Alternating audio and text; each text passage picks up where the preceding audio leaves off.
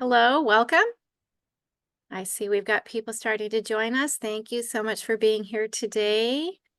As our number climbs and more people are signing on, I am Lisa from the Law Library, and with me today is Debbie Wiener, our speaker, who's going to talk about DNA testing in legal cases. Very excited to have her here today. Kind of a new fun topic we haven't covered before, so I'm really excited about it. Before we get started, I had a few housekeeping matters I wanted to cover. I always assume there may be one or two people here that haven't attended our programs before, so bear with me if this is repeat and you've been through our programs before. This is a CLE presentation today for the attorneys that are attending, and we will be sending out the participatory attendance certificates afterwards. I just need to download a Zoom report that tells me who actually was here. And then once I do that, you'll get those by email this afternoon. This is an interactive presentation, so you will be able to post questions. What we ask you to do with your questions is post them in the Q&A function. You'll see the Q&A on your screen with two speech bubbles. That's where you can click and type in a question. You can do that either under your name or anonymously, so that's great. And we will probably be holding those until the end just to make sure Debbie gets through her material, but we'll try to get to as many as we can. Another thing you need to know is you will see a link to a survey at the end of the program when you leave. And so we'd appreciate any of you who could take a few minutes to take our survey. We always appreciate getting feedback on our programs. I think that's about it. So I'm going to go ahead and turn things over to Debbie. Hello, everyone. Can everybody hear me okay? Everybody see? Sound good? You sound good. Thank you. All right. Well, thank you so much. I am so excited to be here. And again, like Lisa said, this is DNA testing in legal cases. And my name is Debbie Wiener. I am the owner operator of Fastest Labs in Chula Vista. So first of all, I do want to thank Lisa Foster for this amazing opportunity to talk in front of all of you today. And hopefully, my goal is for everyone to learn at least one thing about how DNA testing can assist in your clients, with your clients and their legal matters. So I was invited by a former BNI and a BNI partner, Barney Connington, who invited me to a South Bay Bar Association mixer. And I was lucky to be one of the few non-attorneys, and I so enjoyed talking to everyone about issues and things, how my business can help them out. So it was very interesting, and Lisa had the kindness to invite me to come here today. So like Lisa said, we will hold questions till the end. I'll have plenty of time for any questions, but go ahead and put them in the Q&A function as we go along and you think of questions. So again, my name is Debbie Wiener, and I'm the owner-operator of Fastest Labs in Chula Vista. I am a San Diego native. I am lucky enough to live here since I was 10 years old, and I'm a very proud SDSU graduate. I graduated in the field of accounting. I went on to work in public accounting at Coopers and Lybrand in downtown downtown San Diego, excuse me, and was an auditor there for about 3 years. So I am an accountant by training. And later in life, after I raised my children, I started running an Amazon delivery business. This is how I got into Fastest Labs. People say, "Why? How did you get into drug testing and DNA testing?"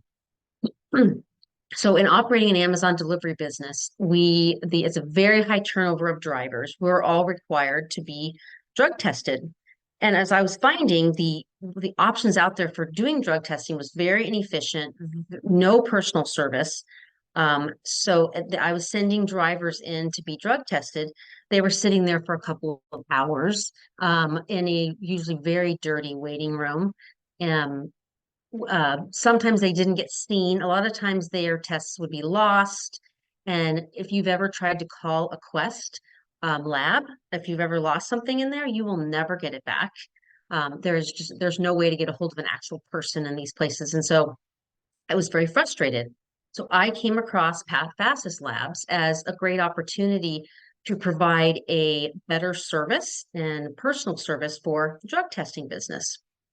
So I do call it my passion project because I am aiming to give everybody a personal touch and be able to gain knowledge to all the customers. So what I found out that is that this business is so much more. We do drug, alcohol, and DNA testing. The DNA testing has become the most very interesting to me on how often it can be used in legal and lots of different parts of life. So lots of different ways you can use DNA in the legal practice. So most people have heard of paternity. When you hear of DNA, most people think of, proving somebody is a father, and that's paternity testing. Also, what you may not have heard of is we actually test for maternity, which is it really the mother of the child? Test also for infidelity, which is something, there's a suspected cheating spouse. Immigration testing, sometimes it's needed to do an actual DNA test to prove the biological relationship. Genetic reconstruction is when you may not have one or both parties, but you want to prove a DNA relationship. Forensic services would be for proving or disproving you were for a criminal or for a suspect in a case. And also it can assist in adoption testing. So one everybody's probably heard of, when you hear of you're going to do DNA testing, you're thinking, well, you want to test to see if you're the father. So that is one of the most common uses for it is for paternity testing. And how it works is it analyzes certain markers on the Y chromosome for males or the mitochondrial DNA on the mitochondrial DNA for females. And testing this on these markers on the DNA, you can identify up to a 99% plus accuracy in some of these cases. Some reasons why. Before I go forward, I'm going to say one thing. I am not an attorney.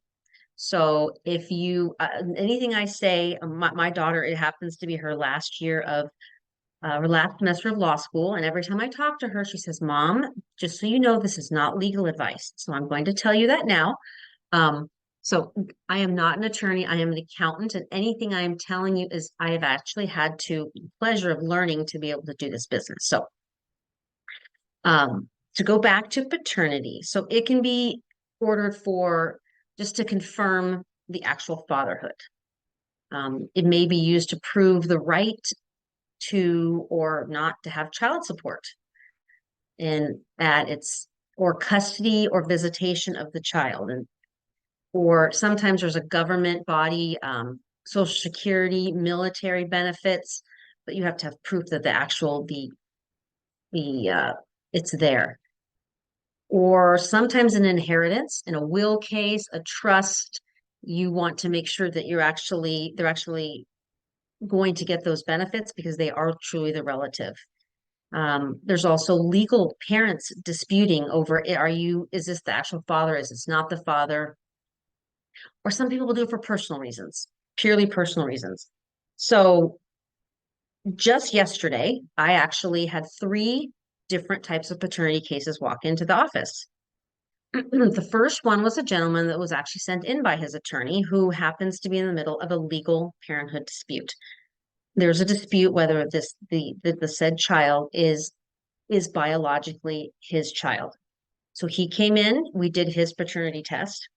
Now, because him and the mother are not on speaking terms, they're just at a dispute, she then brought in the child at a different time of the day, and then I was able to put the case together and then send it off to the lab. So they did not have to speak to one another. And that is a legal case. And the second person that came in was a military gentleman who happened to be out on deployment when his wife gave birth. And so he's not able to sign the birth certificate. So unable to be legally put on the birth certificate, he needed to have a legal paternity test to prove that he actually was the child's father. So he came in, we tested him and his child, and that is another legal paternity test.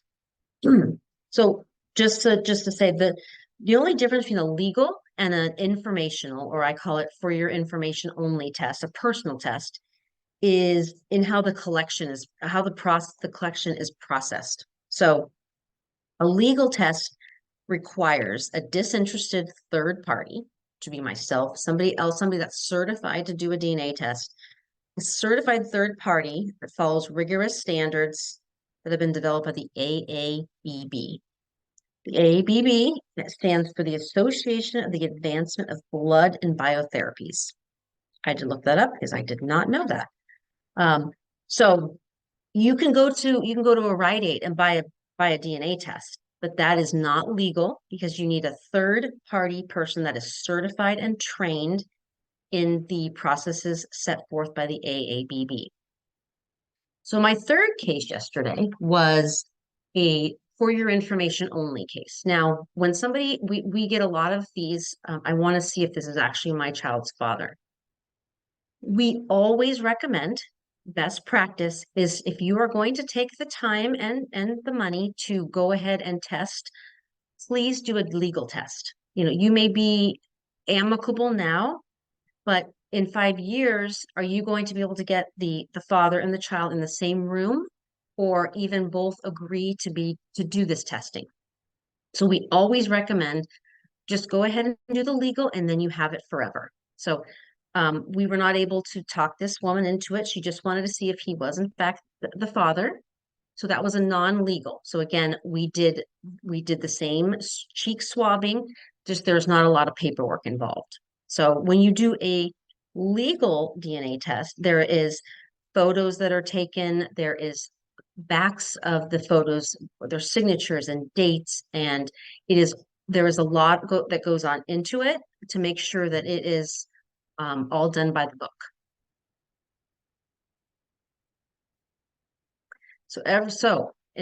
While less common, we have maternity testing. So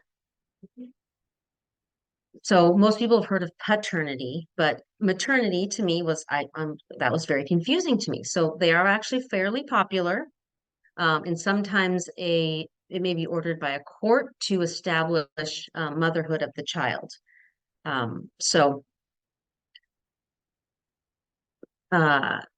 Sometimes it can be done these are reasons why it would be ordered. To confirm they're the mother, so they can discern custody or visitation. Sometimes immigration proceedings, you need proof that is the child's. To claim the rights of said child for military, Social Security, any type of government benefits, and an inheritance. If you want to inherit somebody's will or estate, you need to prove possibly sometimes that is actually your legal biological mother or child. It can be court ordered. Sorry about that. Back. Oops. This way. Oopsie. Uh-oh. Lost it. Sorry, guys. Sorry about that. All right. Sorry about that. Hit the wrong button. Okay. So, or it can be court ordered, etc. So, or adoption. Sorry, I couldn't see the bottom of my screen. So now, first when I started doing this, I thought I'm not going to have a maternity case. I couldn't think of it. So I actually have done a maternity case. Very interesting. It was an essence of a same-sex married, two females, and the one partner gave her egg to her other partner. So it was her egg, and her spouse gave birth to the baby. So in order to get citizenship from the Chinese government, when filling out the paperwork, it asked how the child was born. And well, the child was born by surrogate. That was her egg by somebody else. So the Chinese government needed proof that was actually her child. So we did a DNA test on her and and her child that was actually birthed by her spouse, and that proved that they were actually maternity. That was actually her child. So that was very interesting.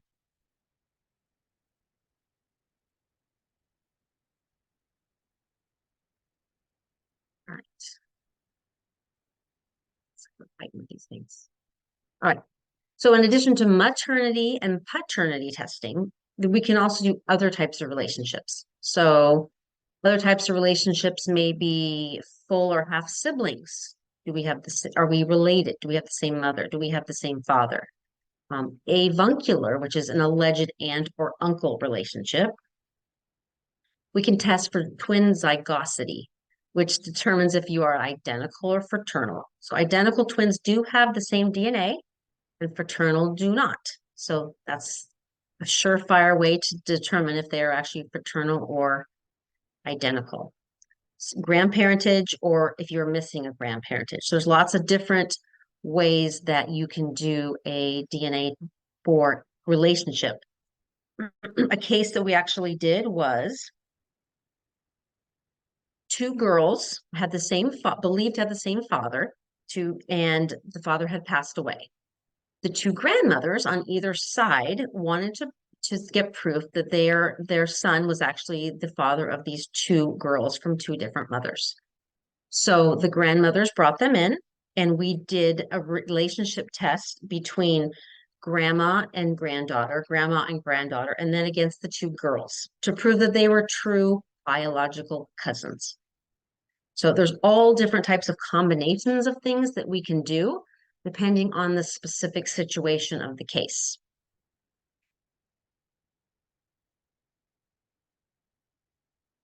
All right.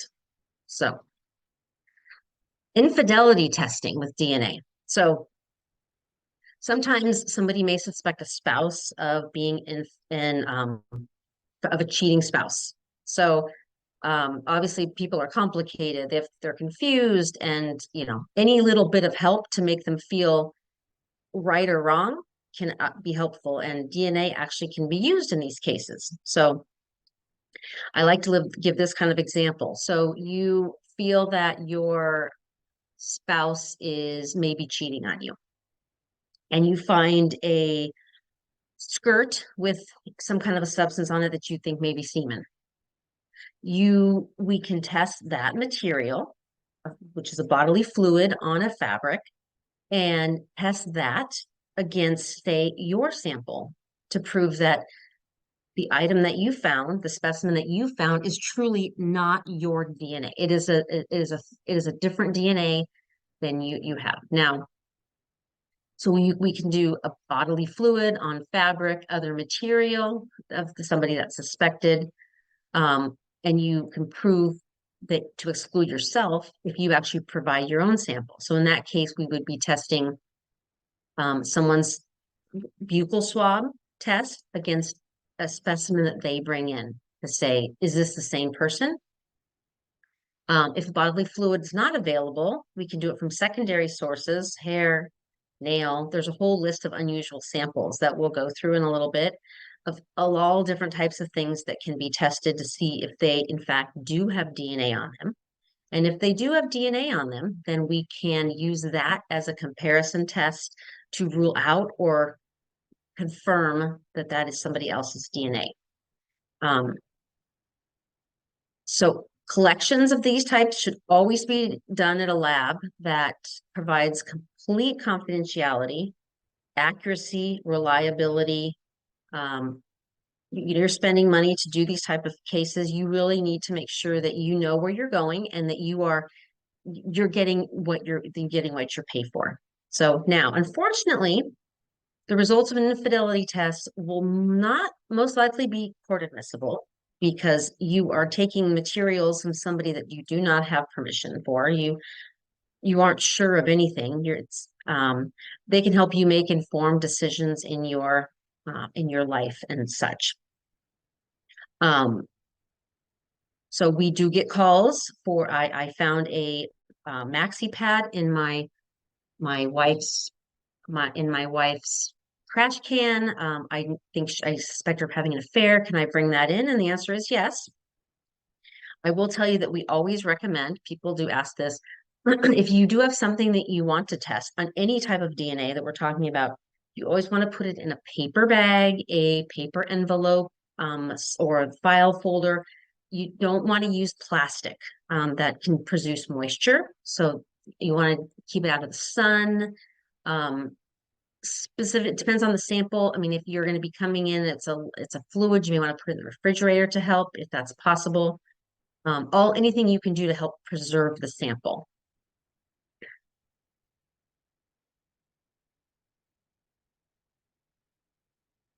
All right.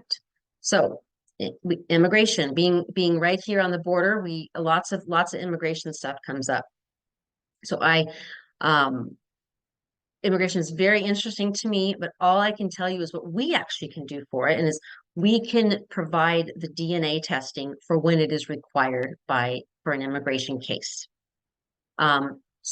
Sometimes that's a way for them to get immigrants to obtain the lawful permanent residency or the citizenship, is to have their visa sponsored by a relative who is already a permanent resident or they're a citizen of the US. So in this type of immigration case, sometimes it is required to submit to a DNA test to prove the actual true relationship status with this person sponsoring this visa for them. Some US immigration authorities may require an actual DNA test for immigration clearance, to grant citizenship, or even have a passport verification, which we have had that as a case. So if a DNA test is required by the immigration process, one second.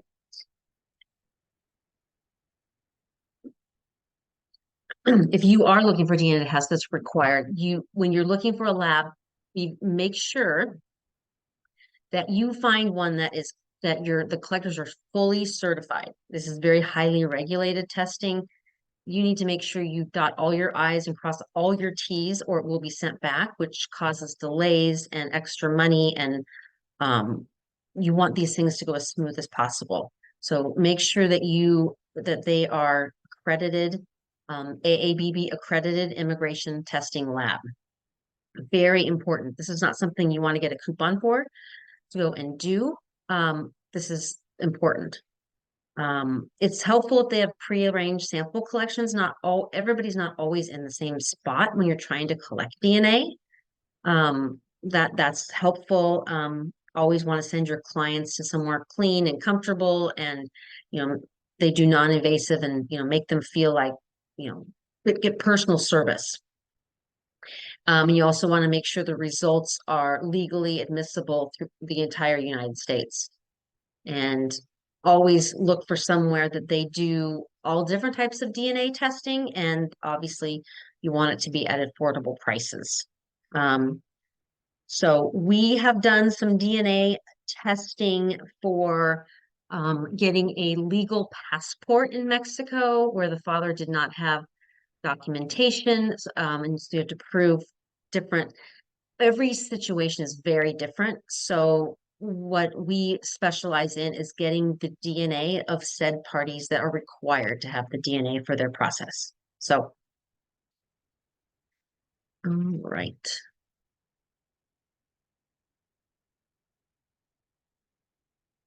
All right. So you're not always going to have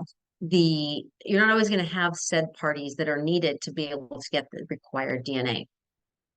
So we can do genetic reconstruction DNA tests it's basically determining DNA without a direct sample.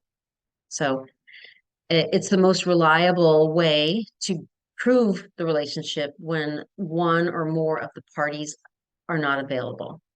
Obviously, the best thing is a direct sample, but if that's not an option, this is your best option. So genetic reconstruction would mostly be used when a potential father, he refuses to submit to the test. So that's why I always recommend to do a legal test when you're doing one, so that this doesn't come up in the future. A potential father is unreachable. You can't find them, or they have passed away, not able to be reached. one or more of the parties just can't be present. They may live in the middle of the country, they may live on a mountaintop or an island, and they can't provide a sample. Or if you are trying to test the DNA and you do not want that person to know you are testing their DNA. So if somebody is being uncooperative or they're just unable, you want to get DNA from their close relatives. So samples are needed from at least two to be able to create the genetic reconstruction. So my example is I was called by social services for a woman that wanted to prove DNA for her child whose father was incarcerated. So I was going to go to the prison and do the DNA test, but he decided that he was going to refuse the DNA test. So the next process that she would need to go through is through genetic reconstruction. So she could get the DNA of the alleged father's father, the alleged father's brother, to test at least two relatives to prove paternity of said child. So that would be the next option for something like that.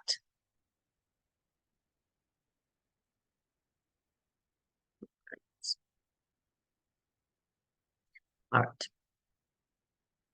Adoption DNA. So if somebody is adopted, they don't always have the ability to know who their biological mother and father are, or either.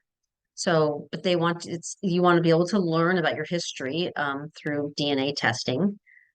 If you don't have a way of learning about your past, or you need help with identifying your birth parents, you can use DNA. So it can even help to confirm if you actually find a potential mother or father and they are unwilling to consent, you can go through genetic reconstruction. So you say you think it's your parents, you think you found your mother, but your mother is unwilling or unable to give DNA. You can see if you have ability to go to after her sister or her mother or her other children that she may have since the adoption, and see if you can genetically reconstruct, which is wonderfully helpful for actually identifying, yes, that is truly my biological mother or father.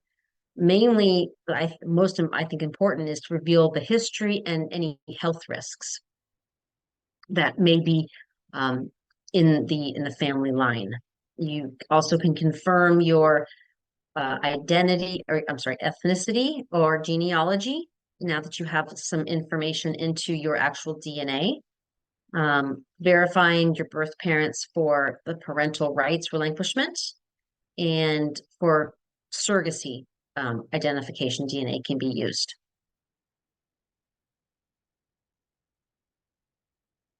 All right. Forensic DNA services for DNA. So this is like CSI stuff. It's fun stuff. So for forensic DNA, which is also called DNA profiling, would be to use DNA to identify or not identify people with crimes, or to rule out possible suspects. So when you're in a case and you're looking for someone to do court admissible forensic testing, make sure that you are going to a lab that offers a secure chain of custody. That is, again, making sure that they are crossing all their T's and dotting all of their I's. They are certified and they know what they're doing. And you want to make sure that nothing is lost and that everything goes as it's supposed to. They need thoroughly DNA the sample. There's lots of documentation involved in this. That's why it's very important. We say a fast sample collection process. Nobody wants to wait a long time. So you want to find somebody that's somewhere that's good, but it's not, you're not waiting for a long, long time. You want to have open communication with them. Strict sample isolation, contamination prevention. You don't want to just be dropping your potentially crime forensic DNA off it just anywhere. Again, for fully certified collectors, and you have to have an AABB accredited lab to have the best service. So while for DNA, most of our DNA stuff, we do the service of using the cheek swabs to collect the DNA sample. You can test all sources of DNA, hair, skin, nails, and we're going to go over a whole list of unusual items that can be tested for DNA. But the most important thing is the sample and making sure that it goes to the right place by somebody that knows what they're doing.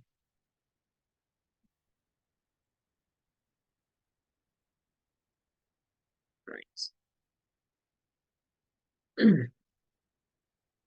All right. So when you have unusual samples, like we were just talking about, first thing you need to do is it's what's called a viability test. So the viability test is to determine if there actually is enough sufficient DNA on a sample to do the test. So is there even enough DNA there to do anything?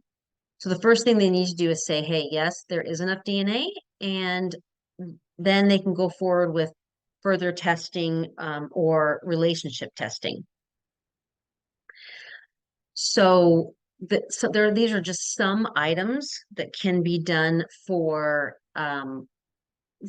test for viability. Via bone marrow, blood. So blood can be on fabric or paper. You can test DNA on that. Again, they would do viability testing first. And then when they have enough sufficient DNA, then that DNA can be tested against a suspect, a person, or other relationship or other person in the relationship. Semen on fabric, which we kind of talked about, condom, feminine hygiene products, nail clippings, cigarettes. I know razors I've actually been asked about razor blades, diabetic test strips, chewing gum, sugar-free is best, sodas, drinking glasses, ears, toothbrush, dental floss, pacifier, envelope flaps, and more. So envelope flaps is one I always feel like I see on television. And I was actually asked by a private investigator who was working on a case of a stalking. So his client was being stalked, and she felt like she knew who the person was. And he or she had recently dropped an envelope into her open car door window, and he wanted me to test the envelope for viable DNA. And if there was viable DNA, then it would then go back and be tested on the person that she suspected was her stalker. So that's kind of how things like that can be used. All right.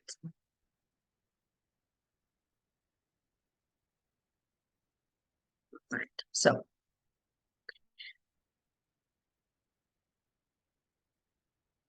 all right. Court admissible DNA testing. So for it to be court admissible, legal, it has to stand up to the strictest legal scrutiny. So a judge, I mean, anybody can walk in and have a DNA test for personal, but if you want it court admissible, it has to be under the strictest legal guidelines. So often a judge may order DNA tests part of some kind of a court-ordered legal proceeding to establish parentage or to see if that person is actually entitled to benefits that they are looking for in a case. Even if it hasn't been requested by a court, having the DNA results from an accredited lab can never be a bad idea. It can always prove beneficial for now and to have that forever. Sorry, my phone was supposed to be off. So a court admissible DNA test,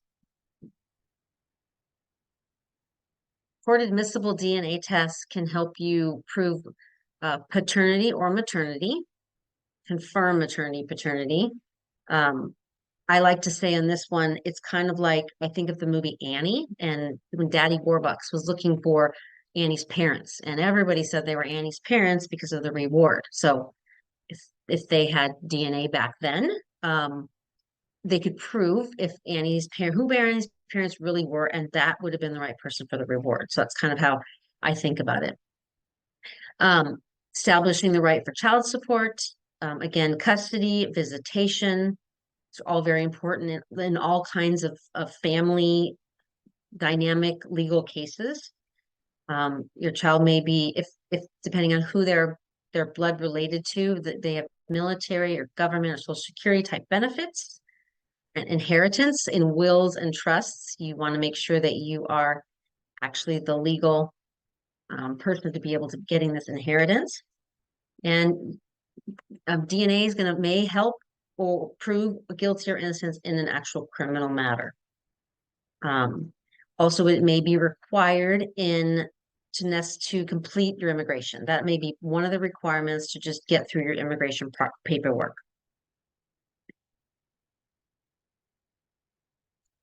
Right. So, how does it work? This all sounds, I mean, there's so much stuff that DNA can do. It can prove so many things, but how hard is this to get it? It's actually super easy. So, how we do it here it's a simple, non-invasive cheek swab, also known as a buccal swab, which is very easy. So I have an example here. So it comes in a sterile package. They're just like Q-tips. And you literally just take, these are your buccal swab. You just take them in your cheeks and you go in, you rub 20 to 30 seconds, kind of twist each side, and you do 2 sets, both sides. I've done a 1-day-old baby all the way up to a full-grown adult. I had the young ladies in here the other day that he sits down and I tell her it's going to hurt. Just joking around with her. And she's so cute. She actually left she left a review on our Google page that said it didn't even hurt. It was super easy. So it's very easy. It's very accurate. You're collecting the cells inside of the cheek, and you're sending them off to the lab to be tested. All right. But again, you have to be certified to be able to do. It may seem like a very easy process, but there is a lot of training that goes into for us being able to learn how to do this and for it to be certified. So why test? So having an accurate drug, alcohol, or DNA test can be crucial in many legal proceedings, excuse me. Determining if drugs or alcohol played a role in an accident or other legal matter can affect the outcome of a trial for sure. While DNA forensic is one of the most reliable ways to prove the innocence or the guilt of a suspect. But in order for the results of the drug, alcohol, or DNA test to be court admissible, the facility that's testing needs to meet strict standards, be accredited, and all of the collectors need to be fully trained and certified. Very important. So that is my little bits and pieces of all the different types of ways that DNA can be used. I'm sure there is more way in the legal system. So at DNA testing, what that we do here in Chula Vista can be for paternity or maternity. It can be for immigration related needs. We can help out with getting you contacted with somebody to do genealogy testing. It's not something that we specialize in, but we can hook you up with somebody for sure. We do offer a wide range of different types of relational tests, depending on what your needs are, what you are proof you are trying to get. We do drug and alcohol testing, including court ordered, which would be mom and dad may not get along. Mom and dad may not feel that when they are at the other spouse's house that they may be under the influence of something. I do have many customers that do come in for drug and alcohol tests before they actually go to see their children on the weekends or other days. So here at Fastest Labs, we take great care to make sure that all of our DNA testing and alcohol and drug, we abide by all the protocols and accuracy standards that are actually mandated by the courts. Our court admissible paternity and DNA testing is It's fully AABB accredited, secure. We use all the secure sampling protocols, non-contamination protocols. Everything is confidential, very important. And we use a chain of custody where we do dot all of our I's and cross all of our T's to make sure everything is accurate before it's turned around.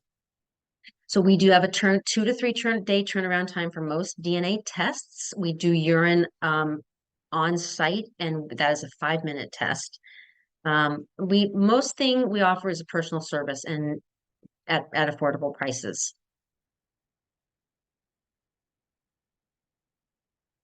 All right. So this is how this is my passion project is really the experience of the fastest labs difference from what I was getting before.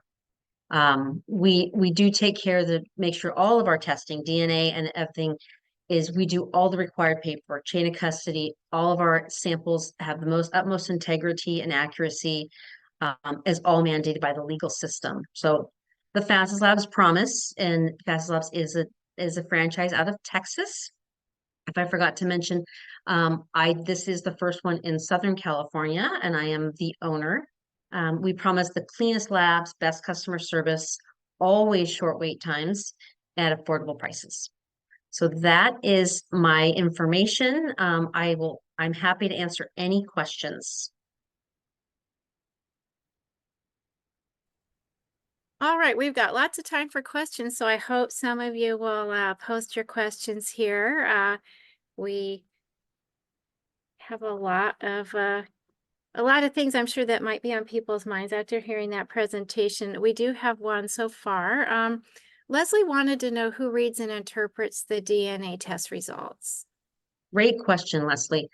So we contract with an MRO, a medical review officer, that looks at all of the results. So normally normally at a lab, here we are doing the collection. We are certified to do all the collecting of all the paperwork and all the DNA. Then it is sent by FedEx, and it is processed and mandated and read by an MRO, which is a medical review officer, which has a medical degree. And I Does would, that answer? yeah, follow up on that by saying, is that someone who would be the one to go testify in court if the DNA test needed to be admitted into evidence? How does that work? Yes, I do believe that is the person that their medical license is they are signing for doing that. As we are signing that we have done everything we can to follow all of the rules. That is the person that is actually doing the signing off on the actual results. So yes. Nadine wanted to know the general cost for a paternity test. Good question. So a legal paternity test, we charge $495. And that is for a full legal test. You will get a certified printed copy as well as emails to whoever you need it to go to. And which is it's a very, very affordable price for something like this. We have another attendee who wanted to ask if you testify as an expert witness. That is actually a really good question. I actually don't know the answer if I can testify. Because I can be an expert in, my expertise, I'm trained to do the protocol of testing. As far as what the actual results are, I can't testify that results are right. Good questions. Well, it seems like in some cases, maybe you would need to have both the collection and Yes. analysis, as far as witnesses in court. So Exactly. Yes. To make sure, that's why you want to make sure that you go to a lab that's accredited where all of the training actually does take place. And as far as the accreditation, I actually had a question about that. Is there somewhere like a website? Does AABB have a website or somewhere where if someone was thinking of doing business with a particular lab, they can check on their accreditation or find out whether or not they have the specific type of accreditation needed? That is a very good question that I don't know the answer to. Um, I actually had to look up what it actually stood for, to be honest with you. So I actually don't know if I'm sure there is. I actually don't know that. I know that Fastest Labs is accredited by the AABB, and that is done at the corporate level. And then we are trained as collectors to follow all those standards. So if somebody who was thinking of using your lab for a legal test, wanted some verification, you could just provide that Yes, verification of your yes, certification. absolutely, we can provide that. Yep. We have another question about, is there a chain of custody record? Yes, there is for any legal DNA, or there is a chain of custody, absolutely. And that is where all of the information is, and that's where you have to really be careful, make sure every bit of the form is filled out to the nth degree, or it will be kicked out, especially for an immigration type case. There's signatures and dates and times, and so you have to take a lot of care in making sure that that is done accurately. So Dan was asking about how someone who's accountant by trade gets a passion for this field. And so you talked about that a little bit before, but maybe you could expand on that. You know, it was just it was so frustrating. And if you have ever tried to call Quest or any type of lab, you would understand how frustrating it is for people to do anything like this. I mean, when I'm talking about this business, I say so. If you thought your child was doing drugs and you wanted to go get a test, where would you go? If you wanted to get a DNA test because you didn't know who the father was, where would you go? Most people will tell you they don't know. Most people will say Quest. Well, if you've ever tried to get an appointment at Quest or a Concentra or anything like that, it's definitely a niche market. But if somebody wants that service, they want that service and they want to know. I have people come in with their children's urine. I had a gentleman drive over an hour to get here with his daughter's urine that thought that she'd been roofied at a bar. I mean, so there's a lot of need, and I love helping people and educating them because anywhere else you go or something like this, you're not gonna. They just don't care. I mean, we get these results, and we are as invested in them as anybody. We get DNA results back that it is not the father.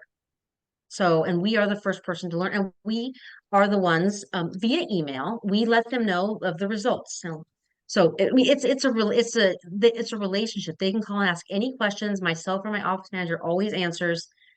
So it's just a different type of service. So another question we have here is, are you allowed to take DNA that's left in the public domain, like a coffee cup, and get it tested for paternity?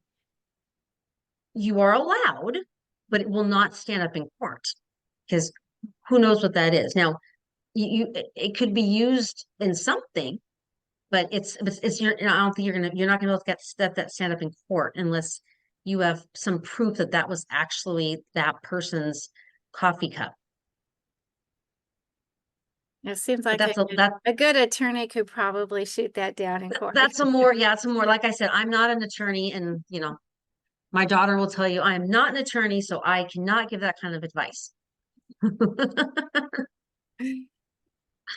Going back to the case you talked about that involved the Chinese citizenship, I think that Mhm. was your maternity testing example. Yep. Someone wanted to know if the State Department was actually involved in that situation. I don't remember what agency, but I know that it was required by a specific agency. We weren't privy to that information. But yeah, it was super interesting. Yeah, it really is amazing how the variety of cases that, this can Yeah, come up in. yeah. Another question for genetic reconstruction, can the answer be a range of relatedness? If that makes It could sense. be, Is it something y- other than just a yes or no? yes, yeah. So what it is, an actual DNA report is actually a whole sheet of paper with all the different alleles um, on it. And so we've seen some come back where it's actually a percentage. Yeah, I mean, most of them are like 99.99 or 99, and it will say it's, with what certainty. We've seen come back that's, It could be an uncle. So that's why when you're doing genetic reconstruction, you want to have a couple and then they can match those different alleles to the third party to put together an actual reconstruction of a case. Hopefully that answered the question.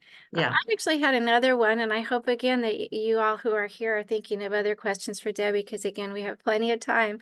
My question for you was, it's interesting to hear that your lab does testing for criminal cases, and I wanted to know how that comes about. Are you primarily doing that service for defense counsel? Are you working with government agencies that are prosecutors? How do you come in? Because I think most people think of the government agencies as already having their own forensic services or labs that they work with. Good question. So I would love to work with more. Like we said, we opened in June. So, and I am just at the beginning of meeting all different types of people and just kind of seeing what the needs are. So, if basically right now, it's just the marketing and word of mouth. I haven't done a lot with government agencies because, like you say, a lot of times they have their own. So I think that using this service would be more for like the smaller law firms and that type of thing. So I do have one other story that I forgot to tell that's kind of interesting. For this older gentleman called me and he always felt his whole life that his uncle was actually his father. And he didn't want to ruffle any feathers because there was a lot of relatives involved. And so he had when his uncle died, he took one of his hats, his very sweaty baseball hats, and he kept it in the closet. And now years have gone by, and his father is very ill and senile. And he called. He said, "I really want to know if my uncle was my father." So it's kind of a form of this would be a viability testing. You would test for viability. And so in this case, we cut the part of the hat out, sent it in. They test for viability. And with viability, then they can test against the DNA to tell if it's actually his uncle or his father. So forgot to tell that case because it's kind of interesting. So what was the answer? You're leaving us hanging I here. can't tell. I can't It's tell. confidential. All confidential. But it's every time the phone rings, it's very, very interesting. I had a gentleman call the other day. It's kind of funny. He said he has a dinosaur bone. And he wanted to know if I could draw DNA to tell what species it was. So with a straight face, I told him we didn't unfortunately do that kind. And so we get phone calls are very interesting, but that's what makes it so fun. I absolutely love it. Always something new coming up. A couple Yes. more questions here. So we have an attendee who wanted to know, have you dealt with any law enforcement officials that were attempting to circumvent the official system? Hmm, I have not. Okay. I have not. New Uh, opportunity. yeah, another, I hope not. Another question is, do you work with the Department of Child Support Services in the realm of the paternity testing? Um, I have been I have been contacted by them for the case of the gentleman that was in that they wanted me to go to the prison Mm. and test him for paternity, which I can go on site and do site visits, and I was willing to collect that DNA. Unfortunately, I said, the gentleman didn't was not going to submit to the test. So yes, I can. Um, right now, I'm just trying to let people know that we're here to be able to do this, but absolutely, we can do that. All right. Again, we still have time for questions if anybody has any. We got about 5 minutes. So um, I don't know if there's anything else you wanted to add since we've got some extra time, Debbie. Well, I mean, Other so we do, I mean, it is so we get like Lou, I said yesterday we had 3 walk-in DNA cases. So it's people are wanting it. I got some great referrals from the day I met Lisa, people sending in cases to be tested. So I do work with a lot of attorneys um to do that kind of stuff. We do alcohol and drug testing for other attorneys where we're setting up actual plans they have to be tested in order to be able to see their children. So we do lots of that kind of stuff. So we have just parents walking in off the street. It's a good place to get education and service, and it's very personal service, but we do it and we really enjoy it. So Maureen had a question. She's asking where you would suggest that she goes for a genealogy report based on a sample from someone who's deceased. Not sure what kind of sample here. Is that something your lab does? Is that something that you would suggest she, you know, a use a different genealogy type report from someone that's deceased. Now we can help out with genealogy and give them a contact, but that would be for a person that's alive. I don't, I'm at a stall on that. Now, Yeah, and again, I don't know what type of a sample yeah, she's yeah. talking about. I know we had a webinar a few years ago now where we had a forensic genealogist that spoke. So, Ooh, there are people that specialize in that. So I don't know, maybe that might be the that'd be type very of person you're interesting. for it. We Yeah. actually have, I actually have now for urine, I'm sorry, for alcohol, for drugs, we can test urine, hair, or fingernails. We actually have done a non-legal hair drug test on a deceased body. Mm. So in this case, the spouse was suspected foul play, and getting the results back from a toxicology takes months and months. And so before she was buried, we actually went on site and collected hair samples to prove that she was not a drug user. So that was very interesting. Wow. Another question here. Brian wants to know, do your test results have markers for genealogy? Yeah, I think it's a related question to the last one. Yeah. Region of origin, et cetera, that could give ideas if the father isn't the person tested. You mean if a father isn't, so if it's a negative paternity test? I'm not sure. I don't know. We've got time, Brian, if you wanted to clarify your question. But the first part was, do your test results have genealogy markers? No, they're DNA markers only. They're not genealogy. Yeah. Oh, um, funny enough, I think we have Vicky here who actually is a forensic genealogist. Oh, Vic. Ancestry.com can be contacted for testing genetic Okay. material. So she's recommending Oh, ancestry.com there for you go. anyone Oh, looking for Vicky, it. I would love to talk to you. That's so interesting. Yeah. So I think that's all the questions we have right now. A little bit more time if anyone else has any burning questions, but we don't have any pending. So if there's anything Okay. you want to say to wrap us up, I think we're about Yeah, done. I thank you so much for letting me be here. I so enjoyed talking to all of you, and I hope everyone learned something, just the one little thing for the day. And yeah, we are here if anybody needs us, and you can always give a call and we can help you out with anything that you may need. And if you want to check out our Google, we have I don't know, we're up to like 275-star Google reviews in 9 months. So if anybody wants to check them out, yeah, lots of nice things people said. So I Great. appreciate it. Thank you so much, Lisa, for having me on today. Well, thank you for being here. I really appreciated the presentation, and thank you to everyone who joined us today. Thank you.